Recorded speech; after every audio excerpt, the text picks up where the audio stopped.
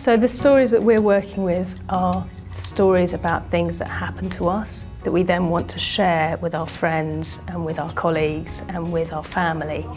And when we have a chance to share these stories about ourselves, it helps us to know ourselves better and to understand and express our feelings and our experiences. It helps us to connect with people, to develop our friendships, but it also enables us to have a voice and to be included. The children have really enjoyed coming in the morning, and they whip their stories out their bag and then they go and put them in our post box on the wall, and they can see if there's some in there, and it gets them quite excited throughout the week for our specific story sharing session. But also it means it gives us a way to share a story right then and there with them, and they can really own that story that they've got. They post it in the letterbox and they know that it's been saved and it's been treasured and their story has been noticed, and they know that everyone cares and wants to hear about that. So I think it gives value to it as well.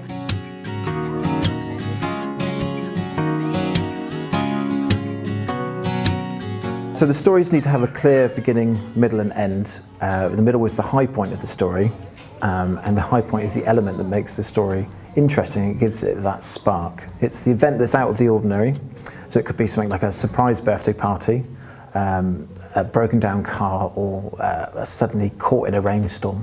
So before you can share your story, you need to work closely with your pupil, preparing it to be ready. You need to help them to sequence their narrative.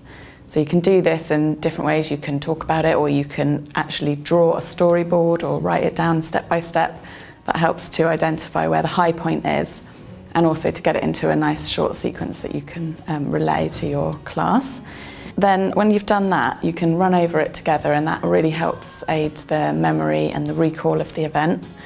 And then depending on the support needs of the pupil, you can bring the story to life with different things. So you can gather some props, you can use your voice recorded onto a Big Mac or a Switch.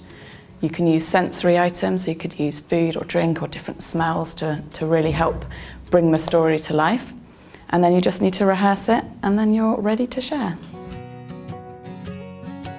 They then went to, I think it's like a trampolining place, I think, where they all get on huge trampolines and they can just bounce around, and I wasn't really sure if this would be appropriate, but flip out it's called. These are what they wear on their feet. Oh.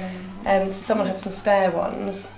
Again, that's a nice textile. Yeah, quite a nice texture for her, and you can bounce up and down with her, and then she can join in with the bouncing action.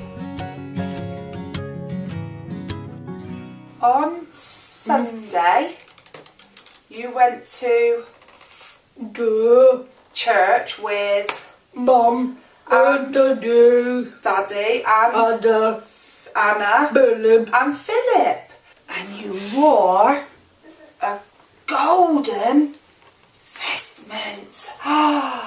That's beautiful. And you carried a sensor.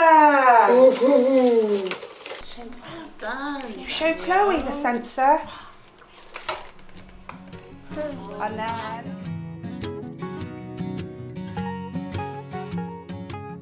Callum went with all the way to Westminster in the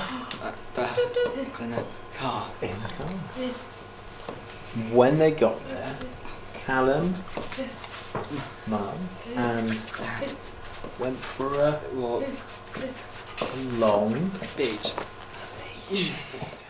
Towards the end, we found it enormously useful to reflect on the whole lesson and the learning that's taking place, because students feel and pupils feel much more relaxed when they're not being questioned and quizzed, and it's much more meaningful to them because you get a better sense of what they've discovered during the lesson, rather than the adult expecting a set outcome from that lesson. So it's a fabulous way in every lesson, whether it's PE, science, geography, PSHE, it just is a beautiful way of enabling pupils to express themselves in a positive, far more independent way.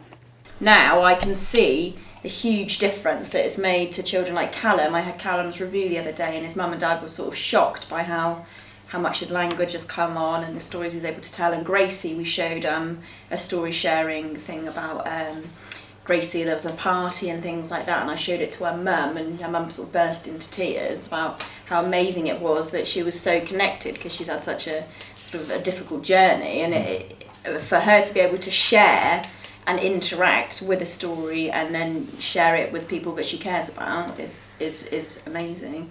Getting a balance between structure and creativity is really important for them, and as a teacher what I'm really interested in is using the creative arts together as a vehicle for pupils to express themselves. So story sharing lent itself really naturally to that. So we've been combining the creative arts, working with Adrian, the music therapist, in a weekly session, which has been consistent throughout the year, where there's been a combination of art and music and story sharing. So the pupils have been exploring and expressing different experiences and emotions. On several occasions now, we've had ongoing social situations explored and almost resolved within those sessions, day-to-day things to do with friendships, which for pupils with additional needs, social interaction is a real area of challenge a lot of the time.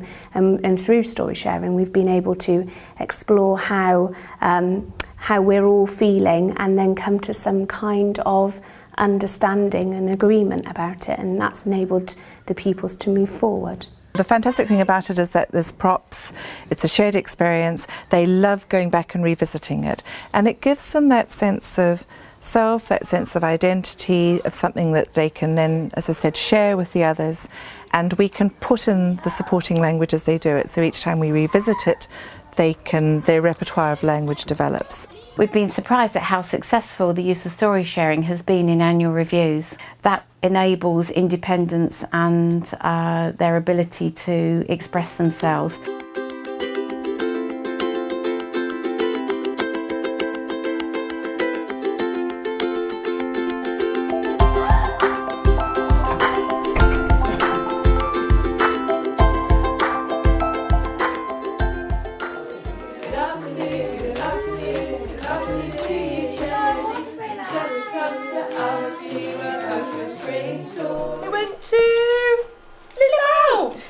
At Flip Out, you do lots of Bouncing. but you do lots of bouncing to music. Josie was listening to the music.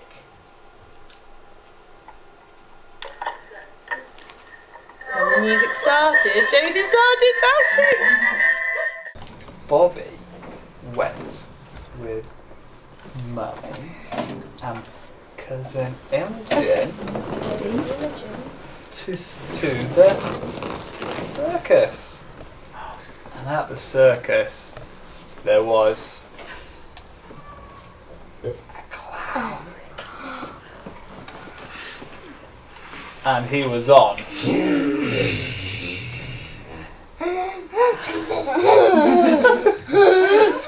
And the next day, And then I sad, I home, and I good. you were good. And that is all, and my story.